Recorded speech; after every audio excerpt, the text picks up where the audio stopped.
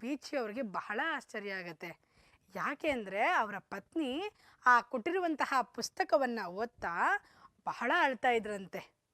ಇದನ್ನು ನೋಡಿ ನಮ್ಮ ಲೇಖಕರಿಗೆ ಬಹಳ ಆಶ್ಚರ್ಯವಾಗತ್ತೆ. ಆಗ ಲೇಖಕರು, ಏನೇ ಕನ್ನಡ ಓದೋಕ್ಕೆ ಬರಲ್ಲ ಅಂತ ಅಳ್ತಾ ಇದೆಯೇನೆ ಅಂತ ತಮಾಷೆ ಮಾಡ್ತಾರೆ. ಆಗ ಅವ್ರ ಪತ್ನಿ ಹೇಳ್ತಾರೆ, ರೀ, ಕನ್ನಡಕ್ಕೂ ಮತ್ತು ತೆಲುಗುಗೂ ಯಾವುದೇ ಅಷ್ಟು ಭಾಷೆ ವ್ಯತ್ಯಾಸ ಇಲ್ಲ, ನಾನು ಅದಕ್ಕೆ ಅಳ್ತಾ ಇಲ್ಲ. ಈ ಕತೆ ಪುಸ್ತಕ ಬಹಳ ಚೆನ್ನಾಗಿದೆ ಕಣ್ರಿ, ಬಹಳ ಅಪೇಕ್ಷಿತ ಕಣ್ರಿ, ನೀವು ಸಹ ಒಂದ್ಸರಿ ಓದಬೇಕು, ಇದನ್ನು ನೀವು ಸಹ ಒಂದ್ಸರಿ ಓದಬೇಕು ಅಂತ ಈ ಬೀಚಿಯವರ ಪತ್ನಿ ಬೀಚಿಗೆ ಹೇಳ್ತಾರೆ. ಮರುದಿನ ರೈಲ್ವೆ ಪ್ರಯಾಣ ಇರುತ್ತೆ. ಆ ಸಂದರ್ಭದಲ್ಲಿ ಈ ಬುಕ್ನ ಓದ್ಬೋದು, ಅಂದರೆ ಈ ಪುಸ್ತಕವನ್ನು ಓದ್ಬೋದಲ್ವಾ ಅಂತೇಳ್ಬಿಟ್ಟು ತೆಗೆದಿಟ್ಕೋತಾರೆ. ಆದರೆ ಟ್ರೈನ್ನಲ್ಲಿ ಅವರು ಹತ್ತಿ ಇನ್ನೇನು ಪುಸ್ತಕವನ್ನು ಕೈಗೆತ್ಕೊಳ್ಬೇಕು ಅನ್ನೋ ಅಷ್ಟರಲ್ಲಿ ಲೇಖಕರ ಮನಸ್ಸಿಗೆ ಒಂದು ಭಾವನೆ ಬರುತ್ತೆ. ಅಯ್ಯೋ, ಈ ಟ್ರೈನ್ನಲ್ಲಿ ನಾನು ಏನಾದರೂ ಕನ್ನಡ ಪುಸ್ತಕವನ್ನು ಓದ್ತಾ ಇದ್ದರೆ ನೋಡೋರು ಏನು ಅಂದ್ಕೊಳ್ಬೋದು ಅಂತ ಅವ್ರ ಮನಸ್ಸಿಗೆ ಅನಿಸಿ ಕೂಡಲೇ ಅವರು ಈ ಇಲ್ಲುಸ್ಟ್ರೇಟೆಡ್ ವೀಕ್ಲಿ ಪತ್ರಿಕೆಯನ್ನು ಕೈಗೆತ್ಕೊಂಡು ಆ ಪತ್ರಿಕೆಯೊಳಗಡೆ ಈ ಕನ್ನಡದ ಕತೆ ಬುಕ್ಕನ್ನು ಇಟ್ಕೊಂಡು, ಈ ಕನ್ನಡದ ಕತೆ ಪುಸ್ತಕವನ್ನು ಇಟ್ಕೊಂಡು ಓದೋಕ್ಕೆ ಶುರು ಮಾಡ್ತಾರೆ. ಯಾರು? ಈ ನಮ್ಮ ಬೀಚಿಯವರು ಇಲ್ಲುಸ್ಟ್ರೇಟೆಡ್ ವೀಕ್ಲಿ ಎಂಬ ಪತ್ರಿಕೆಯ ಒಳಗಡೆ ಈ ಕನ್ನಡದ ಕಥಾ ಪುಸ್ತಕವನ್ನು ಇಟ್ಕೊಂಡು ಓದೋದಕ್ಕೆ ಶುರು ಮಾಡ್ತಾರೆ. ಇನ್ನೇನು ಪುಸ್ತಕವನ್ನು ಓದೋದಕ್ಕೆ ಶುರು ಮಾಡ್ತಾರೆ. ಆದರೆ ಅವ್ರಿಗೆ ಪ್ರಾರಂಭ ಮಾಡಿದ್ದಷ್ಟೇ ಗೊತ್ತು. ಅದನ್ನು ಓದ್ತಾ ಇರಬೇಕಾದ್ರೆ ಅದೆಷ್ಟು ಬಾರಿ ಕಣ್ಣು ತೆವವಾಗ್ತವೋ, ಮತ್ತು ಅದೇ ಥರ ಓದಬೇಕಾದ್ರೆ ಎಷ್ಟು ಸರಿ ಅವರ ಹೃದಯ ಮಿಡಿಯುತ್ತೋ.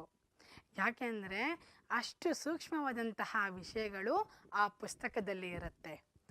ಆಗ ಅವರು ಪುಸ್ತಕವನ್ನೆಲ್ಲ ಪೂರಕವಾಗಿ ಓದಿ, ಏನಿದು ಪುಸ್ತಕದ ಹೆಸರು, ಯಾರು ಈ ಪುಸ್ತಕದ ಗ್ರಂಥಕರ್ತ ಅಂದರೆ ರೈಟರ್ ಯಾರು ಅಂತ ಯೋಚನೆ ಮಾಡಿ ಪುಸ್ತಕದ ಮುಂಭಾಗ ತಿರ್ಸಿ ನೋಡ್ತಾರೆ. ಪುಸ್ತಕದ ಹೆಸರು ಸಂಧ್ಯಾರಾಗ. ಆ ಪುಸ್ತಕದ ಗ್ರಂಥಕರ್ತ ಅಂದರೆ ರೈಟರ್ ನಾ ಕೃಷ್ಣರಾಯ.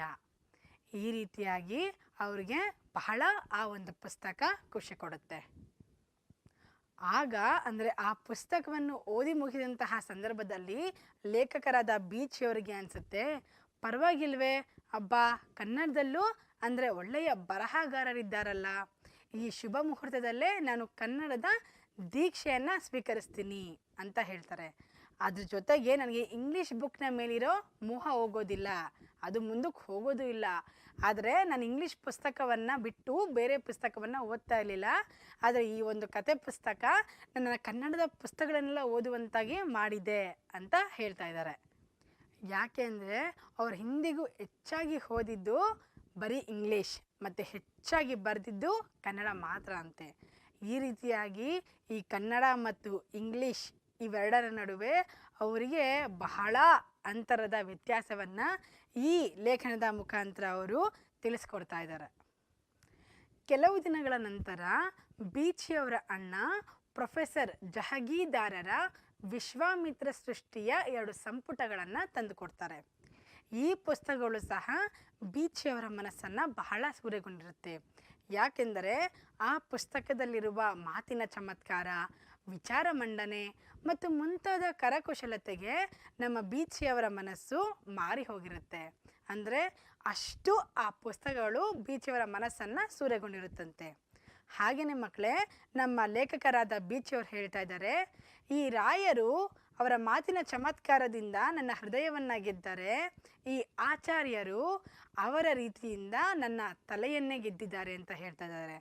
ಹಾಗಾಗಿ ಈ 2 ಪುಸ್ತಕಗಳು ಸಹ ಈ ನನ್ನ ಮೇಲೆ ಅಂದರೆ ಲೇಖಕರ ಮೇಲೆ ಬಹಳ ಪ್ರಭಾವವನ್ನು ಬೀರಿದೆ ಅಂತ ಹೇಳ್ತಾ ಇದ್ದಾರೆ. ಇನ್ನು ಅಷ್ಟೇ ಪ್ರಬಲವಾಗಿ ಪ್ರಭಾವವನ್ನು ಬೀರಿದ ಅಂದರೆ ಲೇಖಕರ ಮೇಲೆ ಅತಿ ಹೆಚ್ಚು ಪ್ರಭಾವ ಬೀರಿದ 3ನೆಯ ಪುಸ್ತಕ ಅಂದರೆ JP ರಾಜರತ್ನಂ ಅವರ ರತ್ನನ ಪದಗಳು. ಈ ಪುಸ್ತಕವನ್ನು ಓದಿದ ನಂತರ ನಮ್ಮ ಲೇಖಕರಾದ ಬೀಚಿಯವರು ಮಂತ್ರಮುಗ್ಧರಾಗ್ತಾರಂತೆ. ಯಾಕೆ ಅಂದರೆ ಅಷ್ಟು ಸಾಹಿತ್ಯದ ಆ ಒಂದು ಸ್ವಾದವನ್ನು ಅವರು ಆ ಬುಕ್ಕಿನಲ್ಲಿ ಅಂದರೆ ಆ ಪುಸ್ತಕದಲ್ಲಿ ನೋಡ್ತಾರೆ. ಹಾಗೆ ಹಲವಾರು ವರ್ಷಗಳ ನಂತರ ಅವರ ಹಿರಿಯ ಸ್ನೇಹಿತರಾದ ಅಂದರೆ ಬೀಚಿಯವರು ಅವರ ಹಿರಿಯ ಸ್ನೇಹಿತರಾದ ನಕ್ರು ಅವರೊಂದಿಗೆ ಪ್ರಸ್ತಾಪಕಕ್ಕೆ ಅಂದರೆ ಮಾತಿನ ಚಕಮಕಿಗೆ ಬಂದಾಗ ಈ ರತ್ನನ ಪದಗಳ ಬಗ್ಗೆ ಪ್ರಸ್ತಾಪವನ್ನು ಮಾಡ್ತಾರೆ. ಈ ರತ್ನನ ಪದಗಳ ಬಗ್ಗೆ ಅವರು ಮಾತನಾಡಲು ಪ್ರಾರಂಭ ಮಾಡಿದಾಗ ಆನಕ್ರು ಅವ್ರು ಹೇಳ್ತಾರಂತೆ, it is a master work in Kannada. ಅಂದರೆ ಇದು ಕನ್ನಡದಲ್ಲಿ ಒಂದು ಬೃಹತ್ಕೃತಿ ಅಂದರೆ ಬೃಹತ್ಕೃತಿ ಇದ್ದಂತೆ ಅಂತ ಹೇಳಿದ್ರಂತೆ. ಅಷ್ಟು ಹೆಗ್ಗಳಿಕೆಯನ್ನು ಈ ನಮ್ಮ JP ರಾಜರತ್ನಂ ಅವರ ರತ್ನನ ಪದಗಳು ಹೆಗ್ಗಳಿಕೆಯನ್ನು ವಹಿಸಿತ್ತಂತೆ. ಅಂದರೆ ಅಷ್ಟು ಹೊಗಳಿಕೆಗೆ ಇದು ಪಾತ್ರವಾಗಿತ್ತಂತೆ. ಹಾಗೆಯೇ ಈ ನಮ್ಮ ಬೀಚಿ ಅಂದರೆ ಯಾರು? ಈ ನಮ್ಮ ಲೇಖಕರು ಯಾವುದೇ ಸಭೆ ಸಮಾರಂಭಗಳಲ್ಲಿ ಈ ರತ್ನನ ಪದಗಳನ್ನು ಅವರ ಸ್ನೇಹಿತರಾದ ಕಾಳಿಂಗಯ್ಯನವರು ಹಾಡಿದಾಗ ಆಗಲೂ ಸಹ ನನ್ನ ಮೈ ಪುಳಕಿತಗೊಂಡಿದೆ, ಅಂದರೆ ಮೈ ಜುಮ್ ಎಂದಿದೆ ಅಂತ ಹೇಳ್ತಾ ಇದ್ದಾರೆ. ಅಷ್ಟು ಸಾಹಿತ್ಯವು ಅಂದರೆ ಅಷ್ಟು ವಾಸ್ತವ, ಅಷ್ಟು ವಸ್ತುಗಳು ಆ ರತ್ನನ ಪದಗಳಲ್ಲಿ ಇವೆ ಅಂತ ಹೇಳ್ತಾ ಇದ್ದಾರೆ. ಇನ್ನು ನಮ್ಮ ಲೇಖಕರ ಮನಸ್ಸನ್ನು ವಶ ಮಾಡಿಕೊಂಡ ಕನ್ನಡದ 4ನೆಯ ಪುಸ್ತಕ ಯಾವುದು ಅಂದರೆ ಶಾಂಬಾ ಜೋಶಿಯವರ ಯಕ್ಷಪ್ರಶ್ನೆ. ಇದು ನಮ್ಮ ಕನ್ನಡದ ಪೌರಾಣಿಕ ಗ್ರಂಥಗಳನ್ನು ಹೊಂದಿರುವಂತಹ ಕತೆ ಪುಸ್ತಕ. ಇದು ಓದುವವರಿಗೆ ಗೊಡ್ಡು ಕಥೆಗಳಂತೆ ಕಂಡರೂ ಇದರಲ್ಲಿ ನಮ್ಮ ಜೋಶಿಯವರು ಬಹಳ ಅಂದರೆ ಓದುವರಿಗೆ ಹೊಸದಾಗಿ ಅರ್ಥ ಬರುವಂತಹ ರೀತಿ ಕಥೆಯನ್ನು ರಚಿಸಿದ್ದಾರೆ.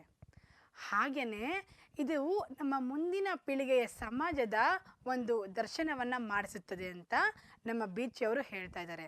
ಹಾಗಾಗಿ ಎಲ್ಲರೂ ಸಹ ಇದನ್ನು ಓದಿ, ಇದರಿಂದಾಗಿ ಬರುವಂತಹ ಅಂದರೆ ಇದರಲ್ಲಿರುವಂತಹ ಧರ್ಮ ಗ್ರಂಥಗಳ ಅರ್ಥವು ನಮ್ಮ ಮುಂದಿನ ಪೀಳಿಗೆಗೂ ಸಹ ಅದು ನಿದರ್ಶನವಾಗಿದೆ. ಇದರಲ್ಲಿ ಏನೇನು ಬರುತ್ತೋ ಈ ಮಹಾಭಾರತ, ಈ ರಾಮಾಯಣ ಇವೆಲ್ಲವೂ ಸಹ ನಾವೀಗಲೂ ನೋಡ್ತಾ ಇರ್ತೀವಿ. ಅಂದರೆ ಅದು ನಾವು ಯುದ್ಧ ಮಾಡ್ಕೊಂಡೇ ನೋಡ್ತೀವಿ ಅಂತಲ್ಲ, ಪ್ರತಿಯೊಂದು ಮನೆಗಳಲ್ಲೂ ಇದು ನೆಲೆಸೇ ಇರುತ್ತೆ. ಯಾವುದೇ ಕಾರಣಕ್ಕೂ ಅದು ಹೋಗಿರೋದಿಲ್ಲ. ಅಲ್ಲಿ ಮಹಾಭಾರತದಲ್ಲಿ ಅಣ್ಣ ತಮ್ಮಂದಿರ ಮಧ್ಯೆ ಯುದ್ಧ ಆದ್ರೂ ಈಗಲೂ ಸಹ ಮನೆಗಳಲ್ಲಿ ಅಂದರೆ ಕೆಲವೊಬ್ಬರು ಮನೆಗಳಲ್ಲಿ ಯುದ್ಧಗಳಾಗಿರುತ್ತೆ ಅವರ ಅಣ್ಣ ತಮ್ಮಂದಿರಿಗೆ. ಅದು ಕೇವಲ ಮಹಾಭಾರತದಲ್ಲಿ ಮಾತ್ರ ಅಲ್ಲ, ಇದನ್ನು ಸಹ ಜೋಶಿಯವರು ಬಹಳ ಹೊಸ ರೀತಿಯಾಗಿ ವ್ಯಕ್ತಪಡಿಸಿದ್ದಾರೆ. ಇದನ್ನು ಸಹ ಓದಿ ಅಂತ ನಮ್ಮ ಲೇಖಕರಾದ ಬೀಚಿ ಅವರು ಹೇಳ್ತಾ ಇದ್ದಾರೆ. ನಂತರ ಲೇಖಕರ ಕಿರಿಯ ಮಗ ಶ್ರೀ KV ಅಯ್ಯರ್ ಅವರ ಶಿಷ್ಯ, ಅಂದರೆ ಲೇಖಕರ ಕಿರಿಯ ಮಗ ಇರ್ತಾರೆ ಅಲ್ವಾ, ಅವರು ಶ್ರೀ KV ಅಯ್ಯರ್ ಅವರ ಶಿಷ್ಯ ಅಂತೆ. ಹಾಗೆಯೇ ಯಾವಾಗಲೇ ಆಗಲಿ ಸಾಹಿತ್ಯದ ವಿಚಾರ ಬಂದಾಗ ಅವರು ಗುರುಗಳು ಬರೆದಿರುವ ಗ್ರಂಥದ ಬಗ್ಗೆ ಪ್ರಸ್ತಾಪ ಮಾಡ್ತಾ ಇದ್ರಂತೆ. ಅವರ ಮಗನಿಗೆ ತನ್ನಂತೆಯೇ ಎಲ್ಲರೂ ಸಹ ತನ್ನ ಗುರುಗಳ ಗ್ರಂಥಗಳನ್ನು ಓದಿ ಅವರ ಬಗ್ಗೆ ಎಲ್ಲರೂ ಸಹ ಹೊಗಳಬೇಕು ಅನ್ನೋದು ಅವರ ಆಸೆ ಆಗಿತ್ತಂತೆ. ಹಾಗಾಗಿ ಅವರು ಹೆಚ್ಚು ಅವರ ಗುರುಗಳ ಬಗ್ಗೆ ಮಾತಾಡ್ತಾ ಇದ್ರಂತೆ.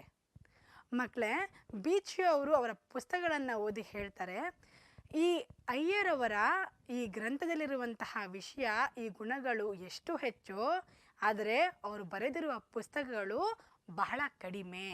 ಅಂದರೆ ಈ ಅಯ್ಯರವರು ಹೆಚ್ಚು ಗುಣವುಳ್ಳ ಅಂತಹ ವಿಷಯಗಳನ್ನು ಅವರ ಪುಸ್ತಕದಲ್ಲಿ ಬರೆದಿರ್ತಾರೆ. ಆದರೆ ಅವರು ಬರೆದಿರೋ ಪುಸ್ತಕ ಕೆಲವುಗಳು ಮಾತ್ರ, ಅಂದರೆ ಜಾಸ್ತಿ ಇರೋದಿಲ್ಲ, ಸ್ವಲ್ಪ ಪುಸ್ತಕಗಳನ್ನು ಬರೆದಿದ್ದಾರೆ ಅಂತ ನಮ್ಮ ಲೇಖಕರಾದ ಬೀಚಿಯವರು ಹೇಳ್ತಾ ಇದ್ದಾರೆ. ಹಾಗೆಯೇ ಒಂದಿನ ಲೇಖಕರು ಆಫೀಸ್ನಿಂದ ಮನೆಗೆ ಬರ್ತಾರೆ. ಆ ಮನೆಗೆ ಬಂದಂತಹ ಸಂದರ್ಭದಲ್ಲಿ ಮೇಜಿನ ಮೇಲೆ ಅಂದರೆ ಟೇಬಲ್ನ ಮೇಲೆ ಶ್ರೀ KV ಅಯ್ಯರ್ ಅವರ ರೂಪದರ್ಶಿ ಪುಸ್ತಕ ಇರೋದನ್ನು ನೋಡ್ತಾರೆ.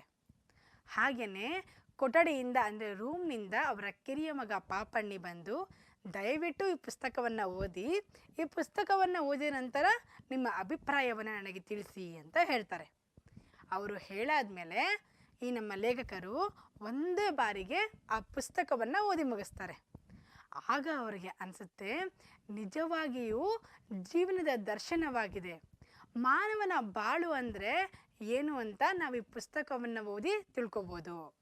ಅದರಿಂದಾಗಿ ಎಲ್ಲರೂ ಈ ರೂಪದರ್ಶಿ ಪುಸ್ತಕವನ್ನು ಓದಲೇಬೇಕು ಅಂತ ಹೇಳ್ತಾರೆ. ಇನ್ನು 6ನೆಯ ಪುಸ್ತಕ ಮತ್ತು ಕಟ್ಟಕಡೆಯ ಪುಸ್ತಕವೆಂದರೆ DVG ಅವರ ಮಂಕುತಿಮ್ಮನ ಕಗ್ಗ. ಈ ಪುಸ್ತಕವು ಲೌಕಿಕವಾಗಿಯೂ ಇದೆ ಮತ್ತು ಪಾರಮಾರ್ಥಿಕವಾಗಿಯೂ ಇದೆ. ಅಂದರೆ ಪಾರಮಾರ್ಥಿಕವಾಗಿ ಅಂತ ಅಂದರೆ ಮಕ್ಕಳೇ, ಅದು ವೇದಾಂತ. ಈ ವೇದಾಂತ ಅಂದರೆ ಹಲವರಿಗೆ ಅಂದರೆ ಅನೇಕರಿಗೆ ಕಹಿಯನ್ನು ತಿನ್ನುವಂತೆ ಭಾಸವಾಗುತ್ತೆ. ಯಾರು ಕೇಳ್ತಾರಪ್ಪ ಈ ವೇದಾಂತನ ಅನ್ನೋ ಅಷ್ಟು ಭಾಸವಾಗುತ್ತೆ ಅಂತ ಹೇಳ್ತಾ ಇದ್ದಾರೆ. ಆ ಅನೇಕರಲ್ಲಿ ಲೇಖಕರಾದ ಬೀಚಿಯವರು ಸಹ ಒಬ್ಬರು. ಯಾಕೆ ಅಂದರೆ ಅವರು ಸಹ ವೇದಾಂತ ಅನ್ನೋದೆಲ್ಲ ಕೇಳ್ತಾ ಇರಲಿಲ್ಲ. ಆದರೂ ಈ ನಮ್ಮ ಡಿ ವಿ ಜಿ ಅವರು ಈ ಶುಷ್ಕ ವೇದಾಂತವನ್ನು ಶೃಂಗಾರ ರಸದಲ್ಲಿ ತೋರಿಸ್ಕೊಡ್ತಾ ಇದ್ದಾರೆ, ಅಂದರೆ ಬರ್ತಿದ್ದಾರೆ. ಇಲ್ಲಿ ಬರುವಂತಹ ಸಣ್ಣ ಉಪಮಾನಗಳು ಸಹ ಚಿಕ್ಕ ಮಕ್ಕಳಿಗೂ ಸಹ ಅರ್ಥವಾಗುವ ರೀತಿ ಇದೆ, ಇದನ್ನು ಎಲ್ಲರೂ ಸಹ ಓದ್ಬೋದು ಅಂತ ಹೇಳ್ತಾ ಇದ್ದಾರೆ. ಹಾಗೆಯೇ ನನ್ನ ಅಂದಾನ ತಿಮ್ಮಂಕೆ ಈ ಡಿ ವಿ ಜಿ ಅವರ ಮಂಕುತಿಮ್ಮನೆ ಕಾರಣ ಅಂತ ನಮ್ಮ ಲೇಖಕರಾದ ಬೀಚಿಯವರೇ ಬರ್ತಿದ್ದಾರಂತೆ. ಇದರ ಜೊತೆಗೆ ನಮ್ಮ ಡಿ ವಿ ಜಿ ಅವರು ಸಾಮಾಜಿಕ ಪ್ರಜ್ಞೆ, ಸರಕಾರಗಳ ವಿಷಯಗಳನ್ನು ಬಹಳ ರಸವತ್ತಾಗಿ ಚಿತ್ರಿಸಿದ್ದಾರೆ. ಮಕ್ಕಳೇ, ಈ ಮಂಕುತಿಮ್ಮನ ಕಗ್ಗದಲ್ಲಿ ಈ ಪ್ರಸ್ತುತ ಅಂದರೆ ಇಂದಿನ ರಾಜಕಾರಣದ ಬಗ್ಗೆ ಒಂದು ತುಣುಕಿದೆ, ಅದನ್ನು ಈಗ ನಾವು ನೋಡೋಣ. ಸರಕಾರ ಹರಿಗೋಲು ತೆರೆಸುಳಿಗುಳಿತತ್ತಿ ಸುರೆ ಕುಡಿದವರು ಕೆಲವರು ಹುಟ್ಟು ಹಾಕುವರು. ಬಿರುಗಾಳಿ ಬೀಸುವುದು ಜನವೆದ್ದು ಕುಣಿವುದು ಉರಳದಿ ಹುದಚ್ಚರಿಯೋ ಮಂಕುತಿಮ್ಮ. ಅಂದರೆ ಮಕ್ಕಳೇ, ಈ ಪ್ರಸ್ತುತ ಸಾಲಿನಲ್ಲಿ ಈ ನಮ್ಮ ಇಂದಿನ ರಾಜ್ಯದ ರಾಜಕಾರಣದ ಬಗ್ಗೆ ಹೇಳ್ತಾ ಇದ್ದಾರೆ. ಇದನ್ನು ನಾನು ಅತಿ ಹೆಚ್ಚಾಗಿ ವಿವರಿಸಬೇಕಾಗಿಲ್ಲ ಅಂತ ನಮ್ಮ ಲೇಖಕರಾದ ಬೀಚಿಯವರು ಹೇಳ್ತಾ ಇದ್ದಾರೆ. ಮಕ್ಕಳೇ, ನಮ್ಮ ಬೀಚಿಯವರು ಹೇಳ್ತಾ ಇದ್ದಾರೆ, ನನ್ನ ತಿಮ್ಮನಿಗೂ ಮತ್ತು ಡಿ ವಿ ಜಿ ಅವರ ಮಂಕುತಿಮ್ಮನಿಗೂ ಅಜಗಜಾಂತರವಾದಂತಹ ವ್ಯತ್ಯಾಸವಿದೆ, ಅಂದರೆ ಬಹಳಷ್ಟು ವ್ಯತ್ಯಾಸವಿದೆ. ನನ್ನ ತಿಮ್ಮ ಬೆಡ್ ಲ್ಯಾಂಪ್, ಆದರೆ ಡಿ ವಿ ಜಿ ಅವರ ತಿಮ್ಮ ಸೂರ್ಯ. ಈ ರೀತಿಯಾಗಿ ನನಗೂ ಮತ್ತು ಡಿ ವಿ ಜಿ ಅವರ ಮಂಕುತಿಮ್ಮನಿಗೂ ಅಜಗಜಾಂತರವಾದ ವ್ಯತ್ಯಾಸ ಇದೆ ಅಂತ ಹೇಳ್ತಾ ಇದ್ದಾರೆ. ಇಲ್ಲಿಗೆ ನನ್ನ ಕನ್ನಡದ ಪಾಂಡಿತ್ಯ ಮುಗಿಯದೇ ಹೋಯಿತು, ಅಂದರೆ ಲೇಖಕರು ಹೇಳ್ತಾ ಇರೋದು ಇಲ್ಲಿಗೆ ನನ್ನ ಕನ್ನಡದ ಪಾಂಡಿತ್ಯವು ಮುಗಿದೇ ಹೋಯಿತು. ಆದರೂ ಇನ್ನೊಂದು ಹೇಳೋದಿದೆ, ಏನಂದರೆ ಶಿವರಾಮ ಕಾರಂತರ ಮರಳಿ ಮಣ್ಣಿಗೆ ಎಂಬ ಪುಸ್ತಕವನ್ನು ಓದಬೇಕು. ಆದರೆ ಅದೊಂದೇ ಅಲ್ಲ, ಓದೋದು ಬಹಳಷ್ಟಿದೆ, ಆದರೆ ಆಯಸ್ಸು ಮಾತ್ರ ಕಮ್ಮಿ ಇದೆ ಅಂತ ಹೇಳ್ತಾ ಇದ್ದಾರೆ. ನೋಡಿದ್ರಲ್ವ ಮಕ್ಕಳೇ, ಯಾವ ರೀತಿಯಾಗಿ ಬೀಚಿಯವರು ಅವರ ಒಂದು ಪುಟ್ಟ ಪುಸ್ತಕ ಪ್ರಪಂಚದ ಬಗ್ಗೆ ನಮಗೆ ಮಾಹಿತಿಯನ್ನು ಒದಗಿಸಿಕೊಟ್ರು ಅಂತ. ನಾವು ಅಷ್ಟೇ, ನಮಗೆ ಎಲ್ಲೇ ಯಾವುದೇ ಒಂದು ಪುಸ್ತಕ ಸಿಗಲಿ, ಆ ಪುಸ್ತಕದ ಬಗ್ಗೆ ನಾವು ತಿಳ್ಕೋಬೇಕು. ಯಾಕಂದರೆ ಈ ದೇಶ ಸುತ್ತು ಕೋಶ ಓದು ಅನ್ನೋದು ಒಂದು ಗಾದೆ ನಿಮಗೆ ಗೊತ್ತೇ ಇದೆ. ಈ ಪುಸ್ತಕವನ್ನು ಓದೋದ್ರಿಂದ ನಮಗೆ ಯಾವುದೇ ನಷ್ಟ ಆಗೋದಿಲ್ಲ, ಅದರಿಂದ ನಾವು ಹೆಚ್ಚು ವಿಷಯವನ್ನು ತಿಳ್ಕೊತೀವಿ. ನಾವು ಅಷ್ಟೇ ಈ ಪುಸ್ತಕವನ್ನು ಓದುವಂತಹ ಚಾಳಿಯನ್ನು ಬೆಳೆಸ್ಕೋಬೇಕು. ಈ ಪಾಠ ನಿಮಗೆ ಬಹಳ ಚೆನ್ನಾಗಿ ಅರ್ಥ ಆಗಿದೆ ಅಂತ ಅಂದ್ಕೊಳ್ತೀನಿ. ಮುಂದಿನ ಪಾಠದಲ್ಲಿ ಭೇಟಿಯಾಗೋಣ. ಧನ್ಯವಾದಗಳು.